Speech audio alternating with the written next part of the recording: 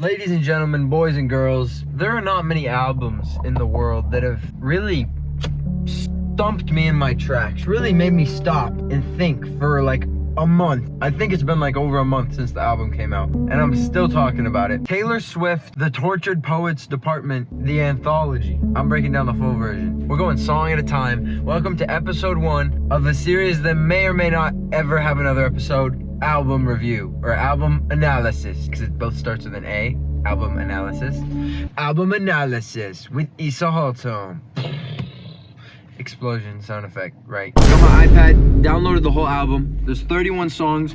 We're gonna go one at a time from the beginning to the end chronologically, and I'm gonna analyze them. I feel like this is gonna be such a long video. I'm gonna leave timestamps in the description if you just care about a few songs and want to skip around. Okay, just to preface, I feel like I've looked at this album less from like a musical standpoint and more from like the story of the album, and I think that's just because I'm like so used to making videos and telling a story, and so I kind of looked at it like in a different way. Like, this album to me is like the most tragic love story of all time, configured in 31 songs. Guys, Taylor Swift is the greatest, most successful. I'm not gonna say greatest because people are gonna have opinions. People are gonna go, no, she's not, blah, blah, blah, blah, blah is better. She is the most successful songwriter of our generation. And this is statistically true because The Weeknd, right now, #1 in the world. #2 in the world is Taylor Swift. And Taylor Swift writes her own songs and The Weeknd doesn't. Thus, Taylor Swift is the most successful songwriter of our generation. And for good reason, because she's actually crazy. And your guys are gonna see all the metaphors and crazy stuff she brings out, okay? So the first song on the album, Fortnight.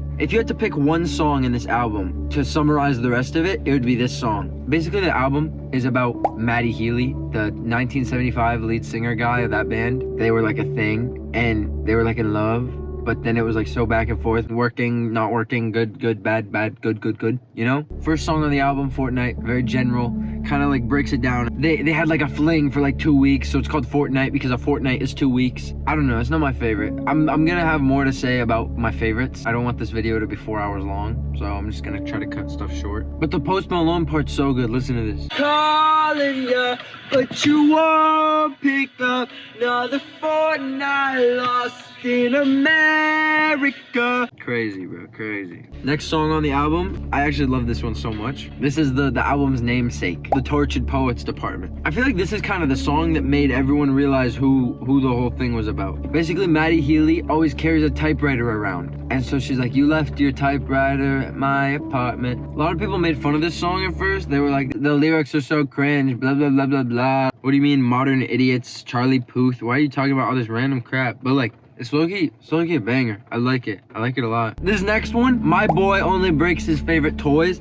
It's like actually the hardest metaphor in the history of the universe, except it's not, and that was an exaggeration. But it's actually it's a cool metaphor. The whole song's a metaphor. He's like a little kid who got a new toy, and he loves playing with it, but then after a little while, he plays with it so much, he breaks it. Cause like, that's what happens when you have a little kid. I have a baby brother. He has his favorite toy, and that's the first one to break because he plays with it all the time. The whole song sort of builds up that metaphor. She seen him when he first saw me. You should have seen him when he first saw me. He's obsessed with it at the beginning. Then as time goes on, it like fades, you know? And he breaks her. My favorite line from this song, honestly, is I felt more when we played pretend than with all the Kens, because he took me out of my box. They met, I think, when they were young. Okay, they were like early 20s when they met. I feel like you feel more emotions when you're younger, and then as you get older, you become sort of numb to them, and you stop caring as much, and nothing hurts you quite as bad as the first pain you experience in your life, right? So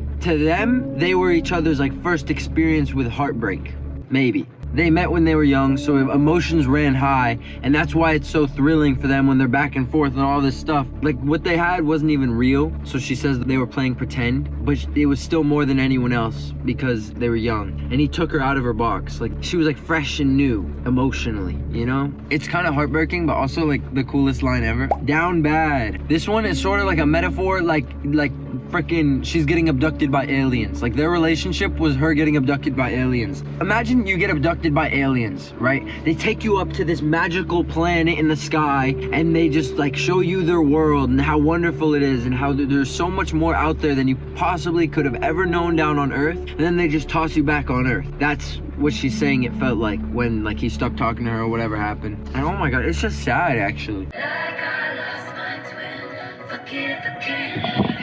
Like I lost my twin. Fuck it if I can't have him. The 1975 has so many songs that are literally written by Maddie about Taylor Swift, and she has so many songs, not just from this album, but old albums that people are realizing now this song was actually about him. People said Style from 1989 was not about Harry Styles, and that was like a red herring, and it's actually about him. Like there's so many songs that people thought we had figured out, and then they're going back 7 years later, and they're like, wait, this is literally Maddie Healy. It's actually crazy. They're each other's muses. They both inspire each other musically. Isn't that crazy? That's so romantic. So Long London, I love this one. This is probably top 10 for me. This is one of the few songs on the album that aren't about Maddie Healy. It's about Joe Alwyn. They dated for like 6 years. People thought this entire album was gonna be about him, and then she gave him 2 songs out of 31. Isn't that insane? Imagine dating a girl for 6 years, dating the best songwriter of our generation for 6 years, and then she drops an album after you guys break up 6 years down the drain. And it's not even about you. The whole album, there's 2 songs on it. You get 2 songs out of 31. Some other guy who she probably cheated on you with got the rest of the album. That's crazy.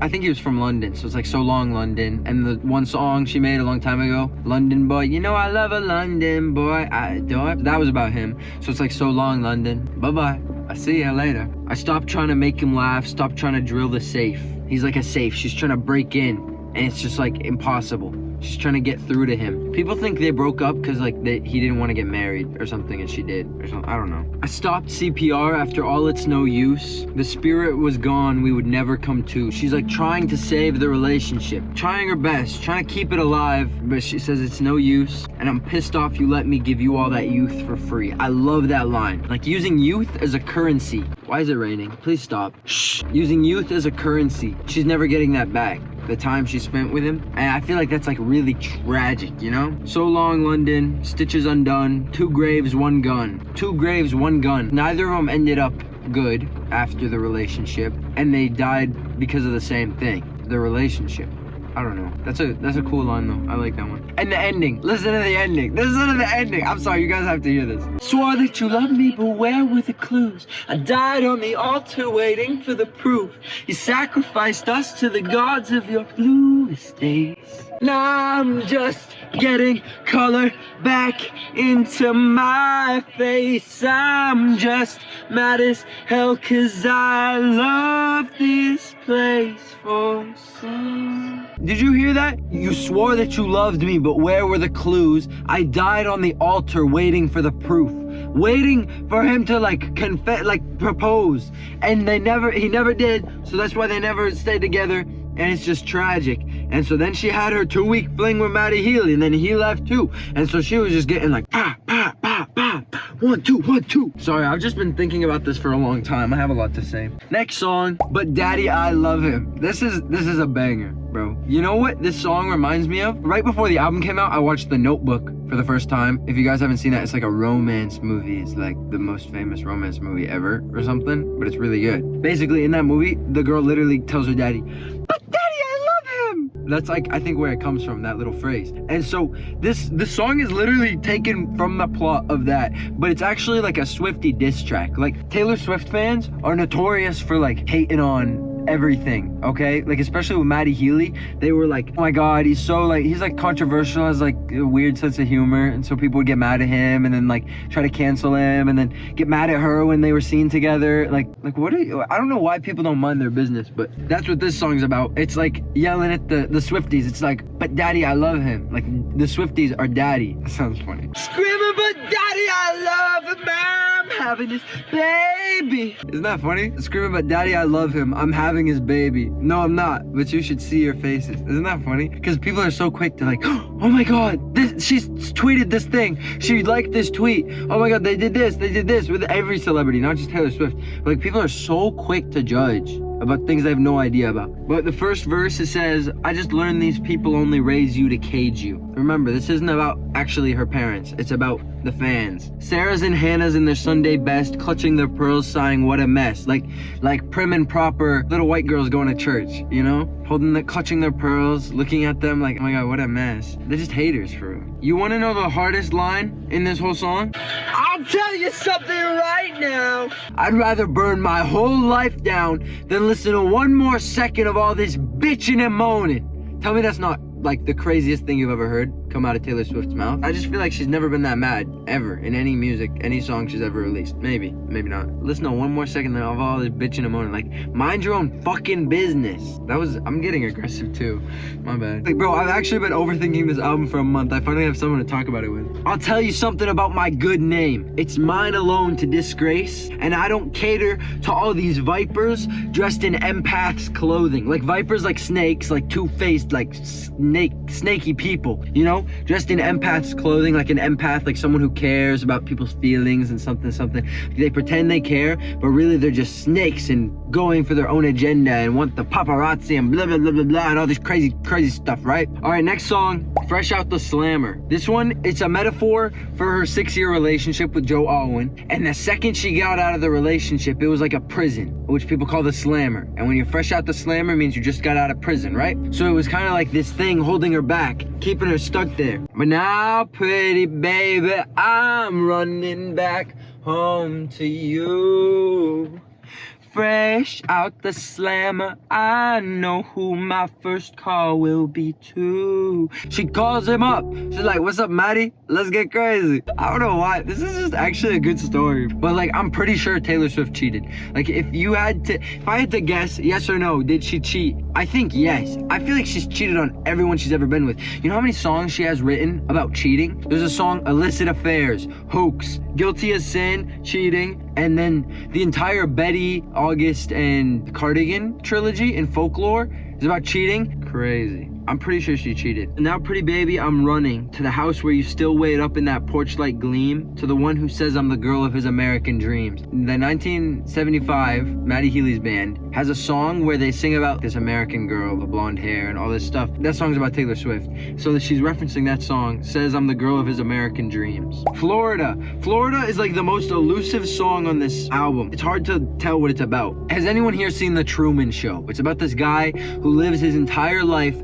not knowing that everyone he knows is an actor, everything he knows is part of a set, and his life is a TV show, but he doesn't know. Everyone's just watching him, and he lives in this giant bubble that they've created as his world, and like that's how he grew up, so that's all he knows. It's kind of like the allegory of the cave, Plato's Republic, and the place they filmed that was Destin, Florida. And Matty Healy loves The Truman Show. Like, his Instagram username is Truman Black or something. And at the end of some of her concerts, Taylor Swift will do this bow where she's like this, which is exactly how Truman bowed at the end of the movie when he like figures out and he's leaving the set, he's about to escape. He looks back at the camera and then he takes the bow.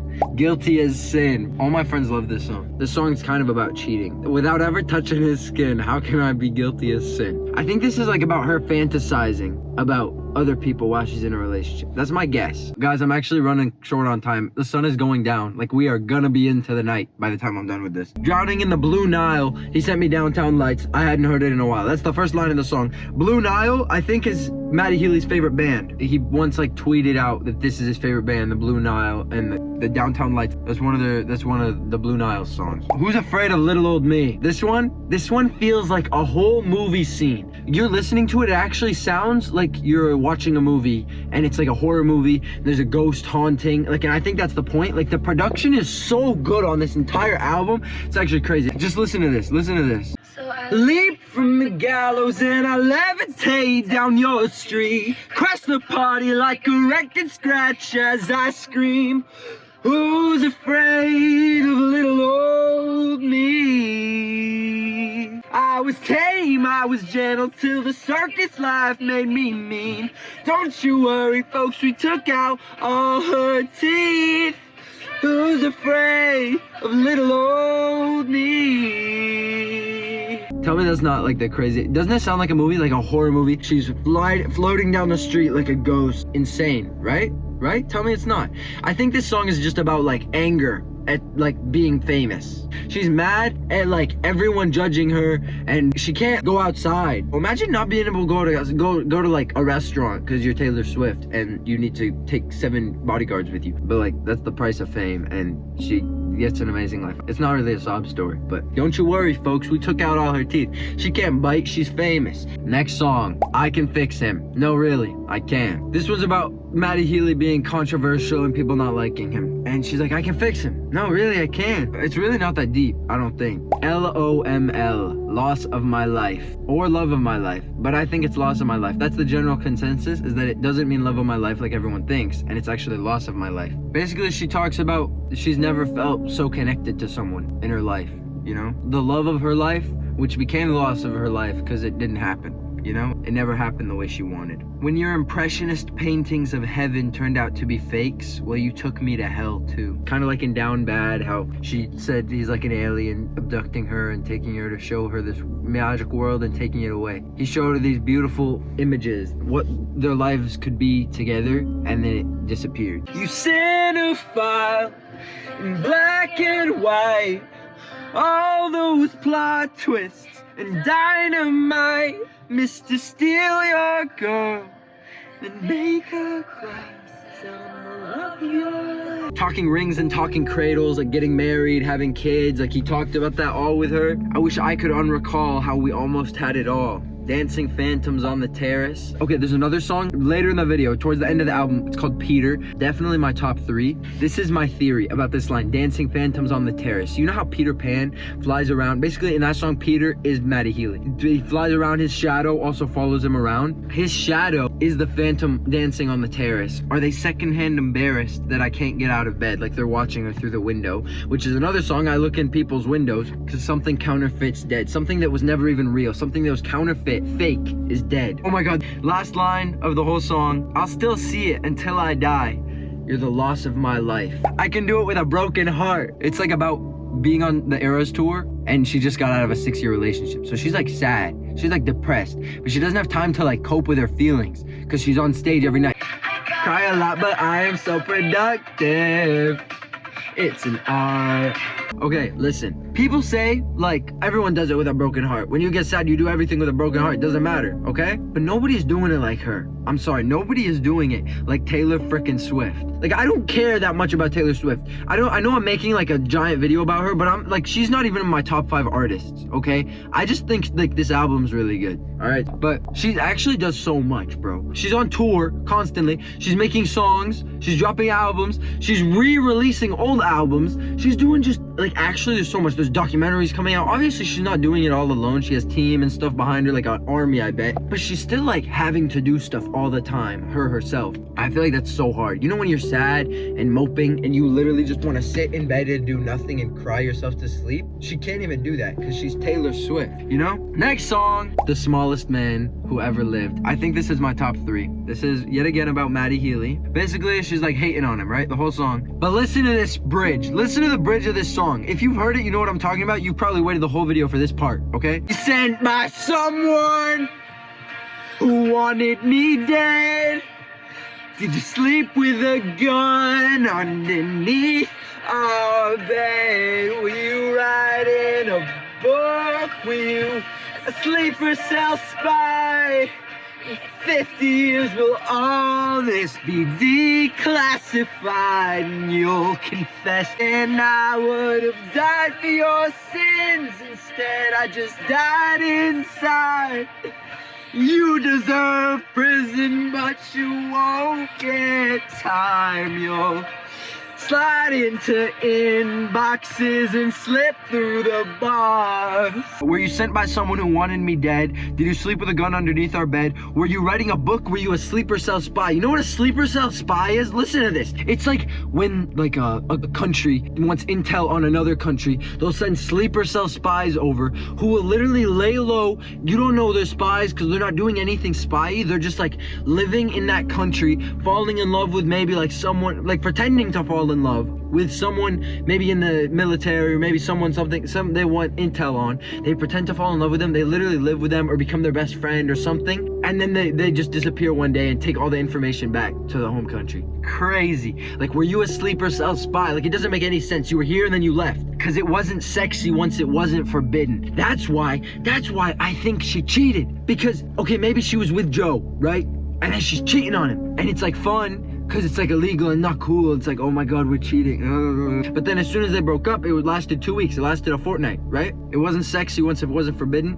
He dipped. And I would have died for your sins. Instead, I just died inside. And you deserve prison, but you won't get time. And the reason, this line's cool too, because like, again, they've never really been public with the relationship. I think they dated once for like a few months publicly, and they got backlash and all this stuff. And so like, you won't get time, meaning like the fans aren't gonna come after him and yell at him because they don't even know about it. You'll slide into inboxes and slip through the bars. Slip through the bars. Remember Fresh Out the Slammer, got out of the prison. Her old relationship was a prison. That was the metaphor, right? At first glance, you think it's that.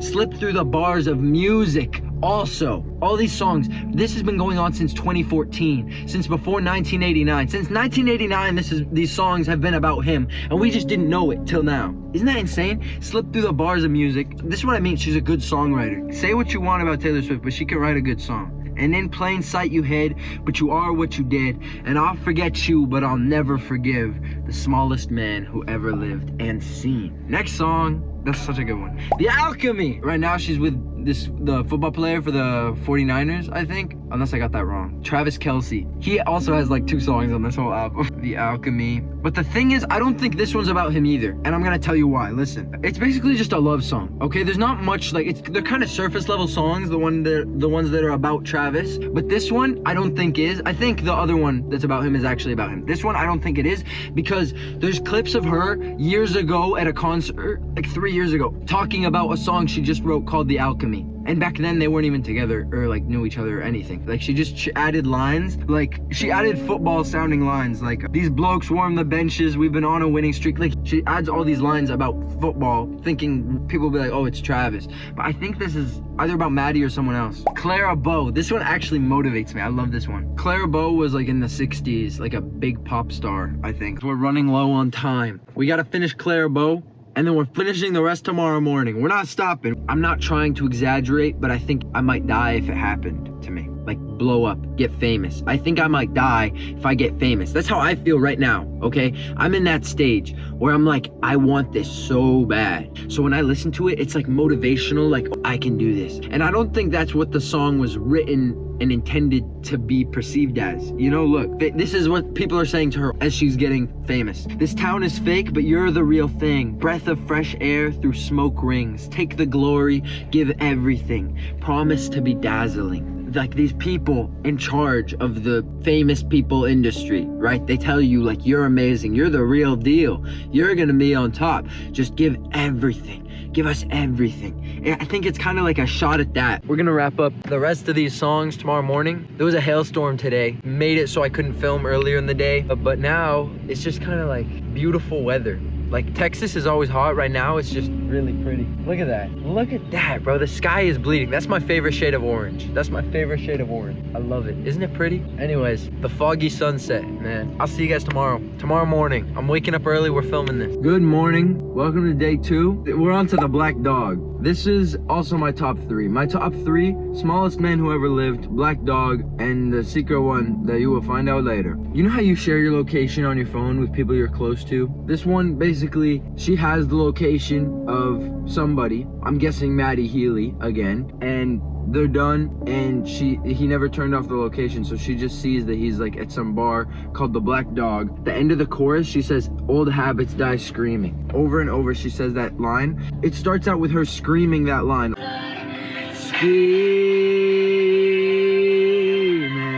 See, she was screaming. Later in the song, she continues doing that, old habits die screaming, but it gets quieter and quieter every time she sings the chorus. 6 weeks of breathing clean air and I still miss the smoke. Kind of like 6 weeks of being without him, but she still misses it, even if it was bad for her, like smoking. Hire a priest to come and exorcise my demons. Remove the demons from her soul. Even if I die screaming, which is like a callback to old habits die screaming, and I hope you hear it. Listen to this. This part's crazy. And hire a priest to come and exorcise my demons.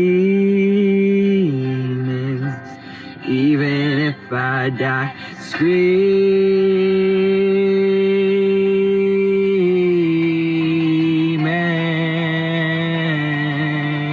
And then she says, cause tail between your legs, you're leaving. And that's like a double entendre, okay? I explained this to all my friends and they were like, oh my God, wow, you're right. I don't know if this is legit, but this is what I think. Not only is she like saying he's like a black dog and he's like a scared little dog running away and has his tail between his legs, cause dogs do that when they're scared. She's also saying tail between your legs, like the tale of them, the story of them is behind him, he's leaving. Isn't that crazy? Oh my God, she's crazy. The greatest songwriter of our generation. I still can't believe it, because old habits die screaming. And this last old habits die screaming, listen to this. Old habits die screaming.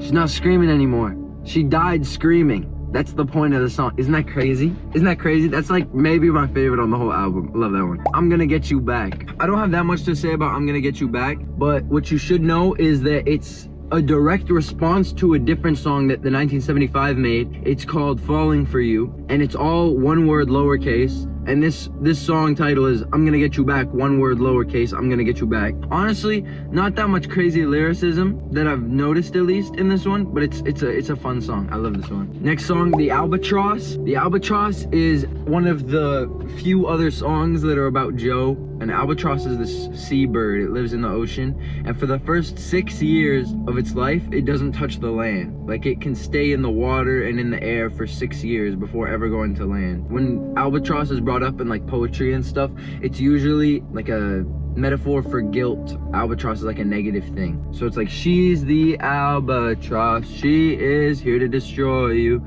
So like, I honestly haven't figured that one out and I'm not that into it. But next song, Chloe or Sam or Sophia or Marcus. This one, there's not that much crazy lyricism, but there is a line where she talks about Scarlet and Maroon, which there's a song on her Midnight's album called Maroon, which people thought was about someone else, and now everyone knows it's about him because of this song. She says, so if I sell my apartment and you have some kids with an internet starlet, will that make your memory fade from the Scarlet Maroon? And the Maroon song is like, so scarlet it was maroon. Like, I think Maroon is about them. This is about them. How did it end? Oh my God, this one's about people, how they talk a lot. You know, basically her relationship with someone ending, and then the empathetic hunger descends. We'll tell no one except all of our friends. We must know, how did it end? Like, imagine this group of gossipy girls, right? Like, when you're telling someone a secret, they're like, they're not gonna tell anyone. And then maybe they go and tell like their closest friend, and that person tells their friends, and then that, like, the word gets out because we'll tell no one except all of our friends. Next one, Travis Kelce's other song, So High School. It just uses a lot of like high school metaphors, because if you think about it, her and Travis Kelce is the guy she's dating now, football player. It's kind of like the most high school, like basic high school relationship. Like, star football player, best football player at the high school, and then like the music singer girl. It's just kind of like High School Musical couple. Next song, I Hate It Here. This one, I think she's just like super depressed, bro. Like, you know when she was like, I can do it with a broken heart, that song? I feel like it's like that, but I Hate It Here is just depressed. I think it's just about her trying to escape, you know? She's stuck in this world of like fame and glory, and sometimes she wants to be normal and it's too much for her, so she hates it here. Thank You, aIMee. Thank You, aIMee. I low-key forgot about this one. This one is about Kim Kardashian and or Karlie Kloss. Basically, everyone she has beef with, and the whole song's just like, fuck you, aIMee. It's actually so funny because she didn't try to cover it up at all. Like, people were like, oh, she could have been more subtle about who this was about. She literally, Thank You, aIMee, the name of the song, it's all lowercase except for the letters K, I, and M. So it spells out Kim. And like, people are like, she could have been more subtle, but like, that was the point. It's supposed to be funny, like, fuck you. But listen to this line at the end. Kim Kardashian's daughter, North, I think her name's North, she always posts TikToks listening to Taylor Swift, and Kim Kardashian, her mom, and Taylor Swift have beef. And one day your kid comes home singing a song that only us two is gonna know is about you. I look in people's windows. Okay, I don't have that much to say about this, except for I want to tell you guys about a TikTok comment I read theorizing this song. So there's a song at the end of the album called Peter, right? And so that song is from Wendy's perspective. If you know the story of Peter Pan and Wendy and Neverland, all this stuff, like that's like my whole lore on my YouTube channel. Peter is from Wendy's perspective, and people think that I look in people's windows as Peter's perspective. You know how Peter Pan, he comes and he sits on the window and he like waits for them and then they fly to Neverland together, right? So it's like after Wendy grows up, it's like he comes back and looks through looks in people's windows looking for her, hoping he finds her. Isn't that crazy? The prophecy. I think this is feeling doomed. Like nothing's ever gonna get better, and that this is like written for you. All this heartache and troubles in your life. She says, please, I've been on my knees, change the prophecy. Don't want money, just someone who wants my company. Like she would trade all the fame and fortune she's ever gotten for just like a real, genuine relationship. Let it once be me. Who do I have to speak to about if they can redo the prophecy? Like there's a prophecy that's keeping her from finding real love. But this one's actually really good. Like it's written really well. There's all these lines like, a greater woman has faith, but even statues crumble if they're made to wait. Isn't that hard? Cassandra, guys, I'm not gonna lie, I don't know anything about Cassandra. We made it. Peter. I've been waiting the whole time to talk about this song, okay? Like I went quick for the last few just because I wanted to get to this. I love this one. When the album came out, I opened the album and I was looking through the songs and just like, which one should I listen to first? I hit Peter and I listened to Peter and I instantly knew this was one of my favorites.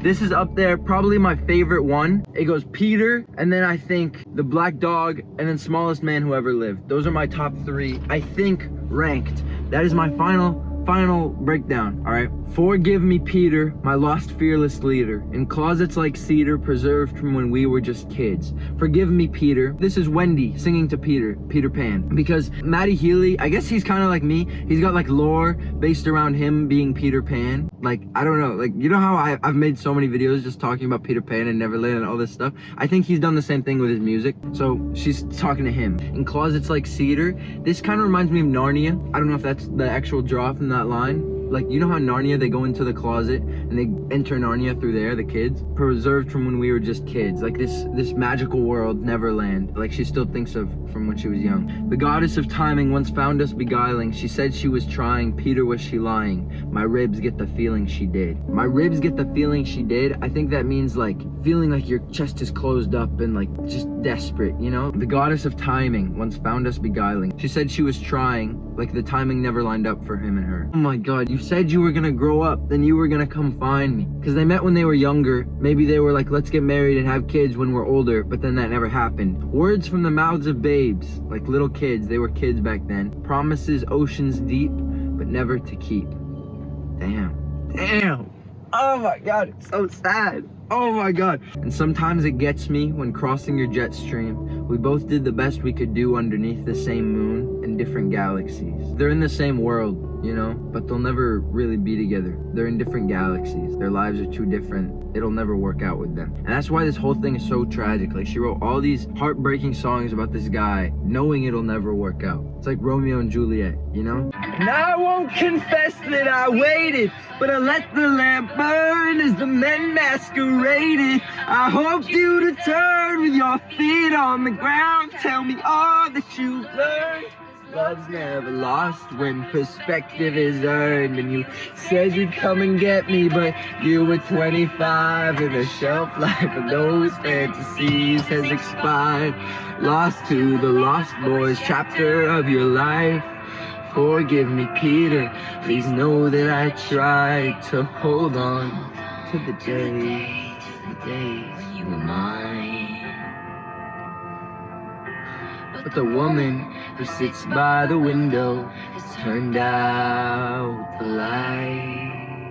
We're gonna break that, all of it down, okay? And I won't confess that I waited, but I let the lamp burn. Okay, she's not saying she sat by the window waiting for Peter Pan to return. She kept the light on. There's a movie called The Irishman. At the end of the movie, he loses his whole family and blah, blah, blah, and he's alone and he's dying and he's old in a nursing home. And the priest who comes and visits him, he's leaving for like Christmas break and he's not gonna see him for a while, and he says, don't close the door all the way. And it's the same kind of thing. Don't turn the light off. Like, always leave hope. And so she left the light by the window on in case he ever comes back. But I let the lamp burn. As the men masqueraded, I hoped you'd return. As all these men came and went from her life, she kept hoping and longing for him to come back. Him specifically. Peter Pan, bro. With your feet on the ground, tell me all that you'd learned. Like, he's gonna leave Neverland, come back and live with her in the real world, you know? But he never did. He never grew up. You said you were gonna grow up, then you were gonna come find me. And he never did. He never did. Tell me all that you'd learned, because love's never lost when perspective is earned. Like, even if a relationship doesn't go the way you plan, right? you still learned from that relationship. You learned what you like, what you don't like, what's good for you, what's bad for you, what you need from somebody. You gain perspective. And you said you'd come and get me, but you were 25 and the shelf life of those fantasies has expired. You said you'd come and get me, but you were 25, like you were young, and the shelf life of those youthful fantasies has expired. Like it's never gonna happen. It's just dreams we say when we're young. That line actually kills me inside when I hear that, because I have all these dreams and hopes and dreams in my life, and I can't, my biggest fear is letting go of those. I've talked about this before. Like, I just don't want to lose that stuff. Forgive me, Peter. Please know that I tried to hold on to the days when you were mine. And this next line, she literally took directly out of a poem I wrote 2 years ago when I was 18. I wrote a poem about Peter Pan where it's about this little boy who's longing to go to Neverland. He wants to go to Neverland, and he sits by the window every night when he's a kid. He looks out the window, looks up at the moon and the stars, and he just hopes for Peter to come down to him. And by the end of the poem, he's an old man still sitting by the window, and he runs his hands through his gray hairs, and he turns out the light. Like, he gives up on the dream. Like, he's still an old man waiting to go to Neverland. He's like, please come back for me. She literally took this line, ready? But the woman who sits by the window has turned out the light. Bro, she wants to be me so bad, bro. She wants to be me so bad. Oh my God. And that's Peter. That's my favorite song on the album. The Bolter, this one's just about, like, kind of feeling trapped by relationships and, like, running every time they get serious. Robin, I honestly don't know Robin like that. Like, I be skipping Cassandra and Robin every single time without shame. Apparently, Genius.com says it's about childhood. I don't know. The Manuscript, final song on the album. This song is sort of summarizing her and Maddie's relationship. She kind of just reminisces on things they said, things they did, hopes and dreams they had. She talks about what happened with him, what happened after him in the second verse. And the years passed like scenes from a show. The professor said to write what you know. Looking backwards might be the only way to move forward. I actually like that line a lot, because with anything that you struggle with in your life, it's hard and unhealthy to just take the punch and keep moving. A lot of times you actually need to sit and think about what happened, look back at it, and try to create something with it. Like, turn that sadness into something productive, into something you're proud of, you know? Like, that's kind of how I use my videos. When I'm struggling with something, I'll make a video about it, I'll talk about it, I'll get my thoughts out some way, and then I feel like I turned that bad thing into something positive. You know, I did something I love with the bad thing. And at last, she knew what the agony had been for. The only thing that's left is the manuscript. One last souvenir from my trip to your shores. Now and then I reread the manuscript, but the story isn't mine anymore. That is the last line of the album, but the story isn't mine anymore. The manuscript is just the album. It's the story of her and Maddie, but the story isn't hers anymore. She told the world. And that, ladies and gentlemen, concludes our tour of the Tortured Poets Department, The Anthology by Taylor Swift, 2024. If you guys want more album analysis videos, I'll leave recommendations of what albums you want me to cover. If you guys comment ones that I like and I actually have stuff to say about them, I'll do it. I don't mind doing more episodes of this. But hope you guys enjoyed it. I know this is very different from my normal content. I wanna start branching out, doing whatever I feel like on the channel. Try to ease the burden, you know, and do what I want. All right, that's all for me. Thank you. Love you. Good night.